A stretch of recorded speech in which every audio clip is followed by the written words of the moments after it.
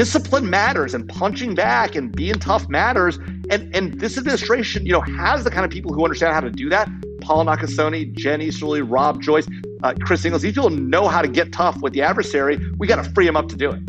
Hello, everyone, and welcome to Caveat, the CyberWire's privacy, surveillance, law, and policy podcast. I'm Dave Bittner, and joining me is my co-host, Ben Yellen from the University of Maryland Center for Health and Homeland Security. Hello, Ben. Hello, Dave. On this week's show, Ben looks at legislation aiming to better protect youngsters online. I share an outline from the folks at Lawfare for more responsible offensive cybersecurity.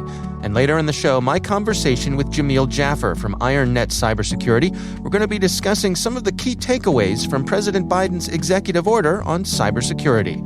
While this show covers legal topics and Ben is a lawyer, the views expressed do not constitute legal advice. For official legal advice on any of the topics we cover, please contact your attorney. And now, a word from our sponsors, KnowBe4. Have you ever been to security training? We have. What's it been like for you? If you're like us, ladies and gentlemen, it's the annual compliance drill, a few hours of PowerPoint in the staff break room. Refreshments in the form of sugary donuts and tepid coffee are sometimes provided, but a little bit of your soul seems to die every time the trainer says, "Next slide." Well, okay, we exaggerate, but you know what we mean. Stay with us, and in a few minutes, we'll hear from our sponsors at KnowBe4, who have a different way of training. All right, Ben, we've got some good stories to share this week. Why don't you start things off for us? So my story comes from the Washington Post. New bill would update decades-old law governing children's privacy online and protection for teens. It's about a piece of legislation that was introduced in the House of Representatives that would update the Children's Online Privacy Protection Act, or COPPA, which is a good acronym, with a new piece of legislation. This bill would be entitled Protecting the Information of Our Vulnerable Children and Youth Act. Not recognizing the acronym here unless you make the PR in Privacy. protecting, Yeah, then kids, it would be... They're calling it the Kids Privacy Act. Yeah. It's pretty good. It's a bit of a stretch because you'd have to include the P and R in protecting. Start having a leaderboard on these acronyms so we could have a rating system. There's got to be a job in the Congressional Research Service of the person who makes the acronyms. And let's just say that's my dream job. There you go. And if anybody listening wants to hire me for that job, I'm certainly... Just a quick aside, early on in my career, I did some contract work for the U.S. Postal Service. They had some video communication stuff. And there was I was talking to a guy who was just enamored with one of his colleagues who was the most gifted person in the U.S. Postal Service when it came to drawing out zip codes. Ah, yes. Oh, this guy, boy, he can... Talk about a specialized skill, He can map out a zip code like nobody else. And I just think about, one person, as you say, in Congress whose job it is to you can throw anything at them and they can come up with a good acronym. At any rate, I digress. Yeah. Your story this week, Ben. We digress. So this new legislation would expand COPPA to include teenagers under 18. The current law only applies to people under the age of 13. And the rules would also apply to every site that children and teens use. We have this problem now where the rules intending to protect online privacy for children don't apply to sites where people under 13 are not allowed. That includes the major social media sites like Instagram and Facebook. Right. I don't know if you're aware, Dave, but let's just say those rules aren't exactly meticulously followed. Yes. There are a lot of people 12 and under who do go on Facebook and Instagram, aren't truthful in filling out information when they're setting up an account. And the justification of this law is that those individuals deserve the protection of the law as well, especially if we're admitting that they're going to be on these websites. Okay. And the companies themselves admit that children younger than 13 are using their services. Okay.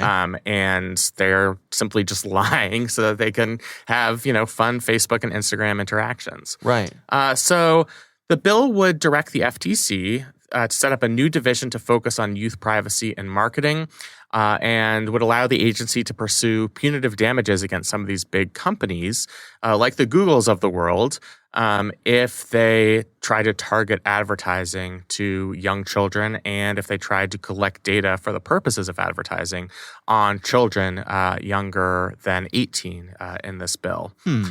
I think the impetus of this bill is that the previous law is sort of outdated, and it's outdated because it doesn't recognize the reality that people younger than 13 are using these social media sites, and it also doesn't recognize that people in the 13 to 18-year-old age range are still vulnerable. There still should be some level of protection for their privacy. They are not as able as adults to make decisions about protecting their own information. So they deserve the protection of the law. And this bill is supported by a bunch of advocacy organizations that have the mission of protecting kids online. They talked about Fair Play, Center for Digital Democracy, Common Sense Media, et cetera. I think the tech companies have seen that the writing is on the wall for this. They've created special applications for the use of children under the age of 13, where they aren't collecting data and they aren't, developing targeted advertising. So, for example, Facebook Messenger Kids, YouTube Kids, both of which are items that my kids or my oldest kid unfortunately uses. But they are geared for kids. Right. And they are set up in a way that you don't see the type of mass data collection that they engage in for adults. I think the reason we would need a law is that these policies don't go far enough. There was a hearing in Congress this past March with a bunch of Silicon Valley executives where members of Congress were talking about these instances where child safety and privacy had been violated. And, they talked about recognizing the reality that kids under 13 are on these social media sites and do merit protection. There's a similar bill that's been proposed in the Senate on a bipartisan basis by Senator Markey of Massachusetts and Cassidy of Louisiana. That law would do something similar to the law being proposed in the House. So I think that you are going to see a concentrated effort to try and change regulations to better protect young people in this country. Yeah, it's just interesting. I guess my initial reaction to this, of course, I'm all for limiting the amount of tracking that these big social media companies can use. I wonder how effective something like this will be because it seems like they always find a workaround or a way to do it anyway. But I also wonder, as someone who has a teenager and has had another teenager who's now no longer a teenager, I don't know how much of a problem I have with somebody putting an ad for sneakers in front of my 16-year-old. I guess it's the hyper-targeting that we're taking issue with here, and then the collection of data about them to be able to place those ads. Yeah, I think that's a large part of it, and the fact that you can't really you can get meaningful consent from adults, at least theoretically, right, to have this information collected, and you can't really get that from people who are minors, just because they're not as capable of making an informed decision, and most of the decisions we have to make to protect our personal privacy are opt-out decisions, meaning you actually have to actively go into an application and say, don't track my interactions, don't collect my data for advertising purposes. And people who are underage are just less able to make those kinds of decisions. But I agree with you on principle that, is it that much of a concern that there's targeted advertisements to people aged 13 through 18? It's not the biggest problem in the world to me, but I can understand why you would want to expand the protection of this previous legislation. I think you're recognizing that people who are 16 and 17 are still largely kids. Right. We recognize that in areas of the law. And you're doing more than just changing the age range here. You are setting up a division of the FTC to actively engage in an effort to root out the exploitation of youth in a bunch of different circumstances. Yeah. So, it's more than just a technical change to the age limit. It's also a broader policy to try and root out privacy violations. And I suppose, this also relies on the teenagers themselves being honest when they create their accounts. And I have, teenagers are well known for being honest. Right. Yeah. Well, I'm just thinking of, the young teenage boy or girl who finds themselves at the entrance to some sort of porn site that says, "Are you 18?" And they're like, yes, I am. Yes, I am totally 18. Let me, and that's all it takes, right? So I suppose, without any sort of age verification, which the social media companies have resisted strongly. Right. And understandably, they want as many people as possible. Yeah. It's a burden, but I guess I can understand the impulse of a teenager to want to act older than they are, right? I think we've all been there. And so if there's no penalty for being found out about lying about your age on Facebook or Instagram or wherever, they're going to do that. Right. I agree with you. I'll also point out, I unfortunately have watched a good deal of YouTube Kids. Mm-hmm. The algorithm itself almost replaces the need for tracked advertising. Really? And, maybe this is getting a little personal, but you start on cartoons, the algorithm will lead you to unboxing videos. That means kids discover new toys that they want to buy. Right. So let's just say things have their way. The system is set up in a way that, your kid's interest will be enhanced and developed by the algorithms in place. That's my personal opinion. I'm not alleging that, YouTube Kids is doing that for any nefarious reason. Right, it's just an observation. Well, look, my generation grew up watching Saturday morning cartoons that were basically ads for sugary cereals and action figures. So, and we turned out just fine. Yeah. Did you though? I don't know. Yeah, that's true. Yeah, we really didn't. All right. Well, interesting story for sure. We'll have a link to that in the show notes. My story this week comes from the Lawfare blog, the folks over at Lawfare. This is titled Responsible Cyber Offense, and it's written by Perry Adams, Dave Eitel, George Perkovich, and J.D. Work. And really what these folks are doing here is attempting to outline, I suppose, some rules of the road when it comes to offensive cyber operations, defining what that is, and how you should go about that. I think most of us, when we think of offensive cyber operations, we think of nation states engaging in them, and it's sort of the military analog in the cyber domain, where you're actually reaching out and you're doing damage. You're not just. This isn't just espionage. This isn't secretly breaking into someone's system to gather information, to listen in, to find out what they're doing. This is reaching out, making your way into a system and then trying to hurt it, to erase data or corrupt data or so on and so forth. Obviously, this is problematic if, for example, a private company starts to do this sort of thing, and it is currently prohibited that private companies do this sort of thing for, I think, the reasons are obvious. In the same way that, if my neighbor comes and, steals my favorite lawn ornament off my lawn, I can't go over and burn down his house, right? As much as you'd want to, no. The law does not allow for that. No, you can't take the law into your own hands, and basically that's what... Even in Florida. Yeah. Even in Florida. And that's what offensive cyber operations could end up being, particularly when in the hands of private individuals. So what this article does is they outline some of the elements that they consider to be responsible offensive behavior, things like testing your tools before using them, avoiding indiscriminate targeting, prohibiting targets throughout the operational life cycle, constraining automation because things can spin out of control, to preventing criminal and third-party access to backdoors, and responsible operation design, engineering, and oversight. I think these are pretty basic, straightforward things here. I'm curious on your take on this, Ben. I mean, I suppose, first of all, the need for an article like this, and then what do you think of the things that they've outlined here?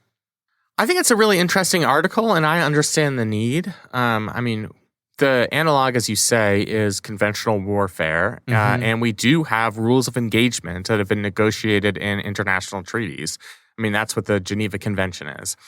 I think the idea here being presented in that paper is that we have to adopt some of those principles than it is to just have standard rules of engagement for actual war and combat for a number of reasons.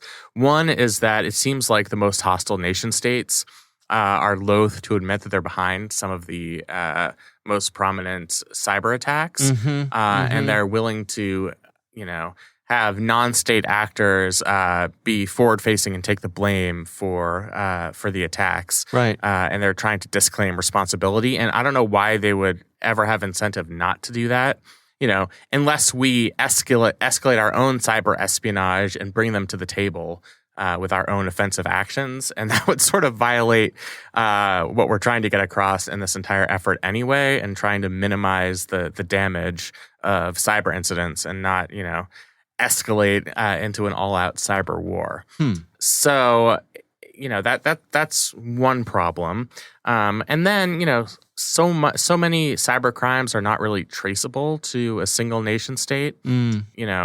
Luckily for some of the major cyber attacks that we've had over the past several months, SolarWinds and the Microsoft Exchange incident, we have been able to trace them at least to the country of origin. That's not always going to be the case. Right. And sometimes we're going to get things wrong. I just don't think it's as well situated for the type of diplomatic agreement that conventional warfare is. So I guess my position is that I admire the effort. I think it's a worthy goal, but I'm just very skeptical that we're going to get to the point where we have these sort of standardized rules of engagement for cyber espionage and offensive cyber operations. And I guess I'll be happy when I see it. Yeah, just earlier this week, I was speaking with an expert on Russian relations, in the cyber realm, and they made the point that one of the challenges here is that Russia still denies that they even have any offensive cyber capabilities. Yeah, what, us? Yeah, exactly. Yeah, exactly. So, how do you proceed from there if your adversary's position is we don't even have those capabilities, then how do you negotiate the limitations on them if that's your point of departure for your conversation? Yeah, So- I mean, I also think it could represent kind of an outdated view on diplomacy in general. I mean, we used to have a series of superpowers in the world. It was easy to get everybody to the table, even if they were our adversaries, There were reasons where we could have diplomatic agreements, for example, during the Cold War with the Soviet Union, because they were well organized. You're less able with the technology available at the time to hide your true intentions, to funnel your operations through somebody else, and you had mutually assured destruction. So you had some sort of incentive to try to negotiate. Right. Even going outside the cyber realm, when we're talking about the last 20 years, like, the war on terrorism has been about non-nation states who, aren't the type of groups or organizations that are going to engage in international diplomacy. And we've had to react to those threats, not through diplomacy, but for better or worse, through, our own offensive operations. Right. So even in the non-cyber world, I'm wondering if this type of approach might just not realistically address the threats that exist right now. Even though I wish it did, I'm just not sure that it does. Yeah. Well, it's an interesting article, definitely worth a read. Again, it's over on the Lawfare blog. It's titled Responsible Cyber Offense, and we'll have a link to that in the show notes. If you have a question for us, we would love to hear from you. You can email us at caveat@thecyberwire.com.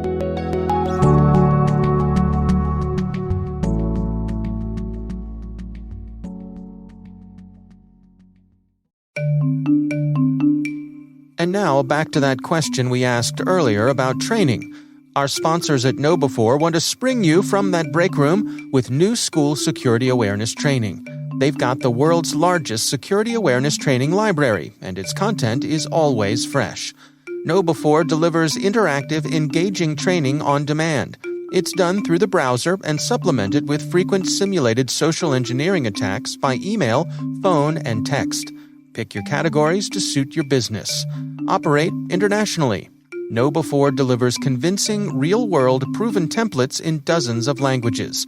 And wherever you are, be sure to stay on top of the latest news and information to protect your organization with KnowBe4's weekly Cyber Heist News. We read it, and we think you'll find it valuable too. Sign up for Cyber Heist News at knowbe4.com/news. That's knowbe4.com/news.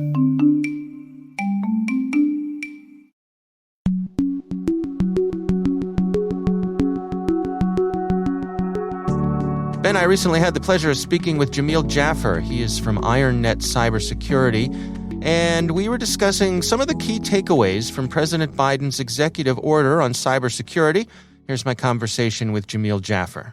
Well, look, I think Biden clearly was going to put together a superstar cyber team, and he's done that. If you look at across the board, whether you start with General Paul Nakasone at Cyber Command and NSA, Rob Joyce is the head of the cybersecurity directorate at NSA.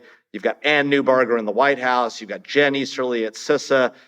Chris Inglis at National Cyber Director. I mean, you could not put together a better team of cyber experts, not to mention Jake Sullivan at the top of the National Security Council. I mean, this is really, in a lot of ways, the elite cyber team when it comes to defending the nation in this arena. And from what we've seen so far from the administration, the amount of attention that they're focusing on cybersecurity does it fit the bill here? Or are you in alignment with how they've handled it so far? Well, yeah, look, I mean, they've obviously taken a lot of interest in the issue. You've heard the president talk about it a number of times, whether at press conferences or the like. You've seen 2 executive orders. You've seen, like I said, these great appointments. I think one of the challenges that they're facing, to be candid with you, is we've seen a onslaught of cyber hacks and cyber attacks against American infrastructure. I like to differentiate between hacks, which are sort of the things I think about when you go after a system and you try to take out data, remove it, and utilize it, surveillance type stuff, IP theft, right? Versus what I'd call cyber attack, where you're actually trying to engage in destroying data, manipulating data, modifying data, taking systems offline. Oftentimes we talk about cyber attacks as being both those things, but it's probably an understatement. And they've faced an onslaught of both, right? We saw the solar storm attacks against American infrastructure towards the end of last year as they began to take office. We saw the Microsoft Exchange hacks by the Chinese. The solar storm was the Russians. We've seen now a series of ransomware attacks include attacks where systems were compromised and made non-functional for a period of time against critical infrastructure, Colonial Pipeline, key providers, JBS, the meat supplier, supply chain attacks through Kaseya, the cybersecurity provider. So we've seen a lot going on, and the Biden administration has really gone out of their way to be forward-leaning about it. I mean, the president raised it with Vladimir Putin at their summit recently. But let's also be candid. We haven't seen a big neck down in attacks. The attacks and the hacks have continued, if not sped up and gotten more problematic. And so I think the administration is working on it, but have they hit success yet? I think they would tell you they're still struggling to find that key thing that will deter these hacks and these attacks and be an effective response. And what do you suppose they have at their disposal? What are the dials they can turn in terms of international diplomacy to make a difference there? No, it's a great question. I think there are 3 primary things they can do. One is on the defensive side, right? So, we've talked for a long time, and you heard the Cyberspace Solarium Commission last year in March during the middle of COVID come out with a report saying, we defend in this country, and frankly with our allies, in too much of an individualized way. Each individual company, each individual government agency is going up against the Russians, the Chinese, the Iranians, the North Koreans. It's not effective. We've got to defend collectively. We've got to bring government agencies together. We got to bring private industry, companies together, industry with the government, and frankly, our government with allied governments to really defend the nation and defend our allies in cyberspace. We don't do that. And the Cyberspace Solarium Commission talked about that piece of the defensive side, which really is critical. So that's one thing they could do on the defensive side, is really create a collective and collaborative defense capability. On the more offensive side, obviously, we could take the fight more to the enemy, to our adversaries. We've heard allegedly that the U.S. government has punched back, potentially in the cyber realm, but we haven't seen it done publicly, right? And we haven't seen a real offensive capability leverage against our enemies and cost extracted from them. And so I think you've got to do that, if you want to deter people, and you've got to do it in a public way if you're going to deter others. And then finally, I think the third way that the administration can have an effect is international norms, right? Working with our allies and those who agree with us to create standards of behavior in cyberspace that we can then press upon our adversaries. Now, of course, the challenge there, and you've seen some great work on that space. You saw the recent statements just this past week from the EU, from NATO, from the United States. But the challenge there is, talk is cheap, right? Words are good and norms are good when you put them on paper, but they only work if you enforce them and you use that offensive capability to extract costs when norms aren't met. And so, we've got to do more on that front. I think there's more work to be done on the offensive side and on the defensive side to really create this collective and collaborative defense capability. So if we brought those three things together, I think the administration, which is thinking about all of these things and actively discussing them, could have some real success. As you and I are recording this, just recently the White House put out a memorandum on protecting industrial control systems. And one of the things that memorandum pointed out was that next steps could include Congress taking it to the next level of actually putting together legislation. It strikes me that cybersecurity remains one of the few things where it seems as though there is true good faith bipartisan support. First of all, do you think that's so? And is that going to make an easier path for this White House to move things forward with cyber? I think so. I think that both parties recognize the challenges we face in this arena. We saw President Bush back a long time ago creating the National Cybersecurity Initiative, and so that was the beginning of this. The Obama administration did a lot in this space. The Trump administration definitely got more aggressive in the cyber domain, and the Biden administration has continued that effort. And Congress at times has taken action. You saw in 2015 the creation of the Cyber Information Sharing Act. That was a good move. That was legislation that I worked on back in 2011 when I worked for the chairman of the House Intelligence Committee, Chairman Mike Rogers. And so there's been a lot done in this space. Could there be more? Absolutely. But could there also be bad choices made by Congress and the executive branch in this space? There could be. There's been a lot of talk about the need to regulate in the cyber domain. There's been a lot of talk about the need to impose new requirements. And, I tend to be of the view that one of the challenges we have in the cyber domain is, there's a real lack of information flowing between the government and industry. There's a real lack of collaboration. I think we need to fix that problem first before we try to go after regulation. Look, the government is not particularly good at understanding technology itself internally, much less externally. The idea that, one of our regulatory agencies or one of the regulatory bodies of the government could set smart regulations for cybersecurity and then update them as quickly as needed to keep up with technology seems to me pretty unlikely. And so I think before we reach that regulatory stick, we should really reach for, smart carrots, smart incentives, and really create what the Cyberspace Solarium Commission called for, this collaborative and collective cyber defense, and see if that works, see if that solves the challenges we see in cybersecurity. People talk about a market failure in cybersecurity. It's not a market failure if the market lacks information, right? That's something you can fix through more information, more collaboration. Then, and if then there's still a problem in cybersecurity, then we could talk about market failures and the need for regulation, in my view. And then even then, you got to be sure, can Congress do it right and update it effectively? And, that's still to be seen. My sense is that we've certainly seen more outreach from a lot of the organizations. NSA as being a lot more public and collaborative than I think they've been in the past. Even things like seeing folks like Jen Easterly communicating out on social media, like Twitter. I think all of these things are helpful. How do we be sure that they aren't just window dressing? Look, that's a great question.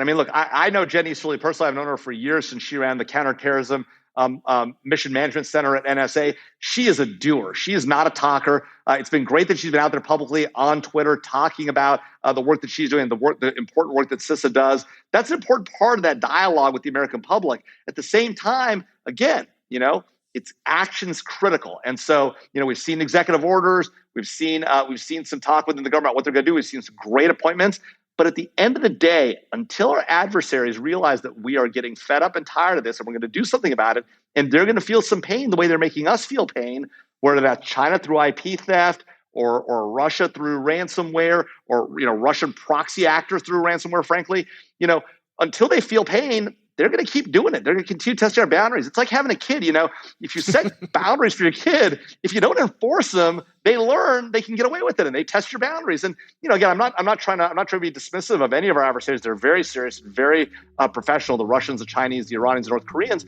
But discipline matters, and punching back and being tough matters. And this administration, has the kind of people who understand how to do that.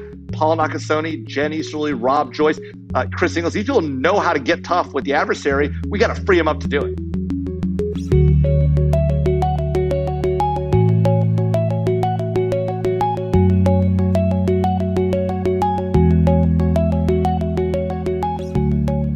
All right, Ben, what do you think? Really interesting interview. I think the Biden administration has gotten off to a good start on cyber policy. I think their appointments have been well recognized across the political spectrum. Mm-hmm. I think the executive order was relatively well received. And, I'm just kind of curious to see, as new threats continue to emerge, how the administration and their experienced personnel are going to react. But I thought it was an interesting conversation. Yeah, I agree. I think particularly interesting, I think Jamil rightly points out that, this administration has been putting really well-qualified people in place.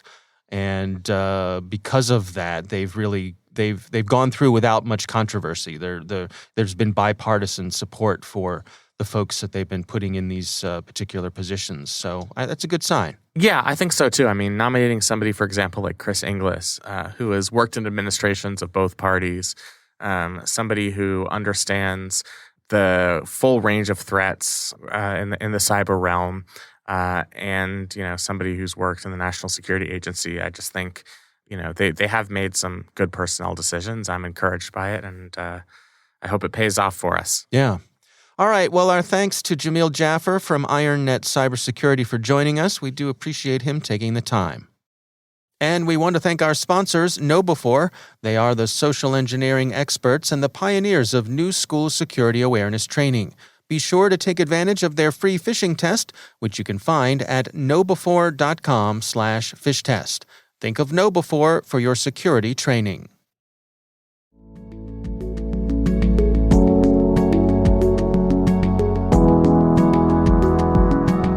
And that is our show. We want to thank all of you for listening. The Caveat podcast is proudly produced in Maryland at the startup studios of Data Tribe, where they're co-building the next generation of cybersecurity teams and technologies. Our senior producer is Jennifer Iben. Our executive editor is Peter Kilpie. I'm Dave Bittner. And I'm Ben Yellen. Thanks for listening.